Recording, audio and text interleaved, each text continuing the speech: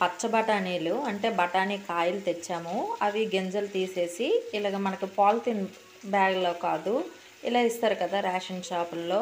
ఇలాంటి బ్యాగుల్లో ఈ బఠానీలని వేసేసి మనం ఫ్రిడ్జ్‌లో కూరగాయల టబ్బు ఉంటుంది కదా, అందులో ఉంచేస్తే ఒక 2, 3 రోజులకి మొలకలు వచ్చేస్తాయి. ఇంకా పెద్ద మొలకలు కావాలంటే ఒక 4, 5 రోజులు ఉంచొచ్చు. మామూలు బఠానీలైనా ఒక రాత్రంతా నానపెట్టి నీటిని తీసేసి ఆ బఠానీలను కానీ ఇలాంటి బ్యాగుల్లో పెట్టి ఉంచితే అవి కూడా మొలకలు చక్కగా కొమ్ము శనగలు కానీ ఏవైనా వచ్చేస్తాయి. ఇగోండి తాలింపు వేశాను. ఇవి మాత్రం 2, 3 సార్లు బాగా కడగాలి, కొంచెం జిగటగా ఉంటుంది చుట్టూని. అవి కడిగి అంటే కూరలో వేసుకోవచ్చు. ఇగోండి చూడండి ఎంత బాగా మొలకలు వచ్చేసాయో.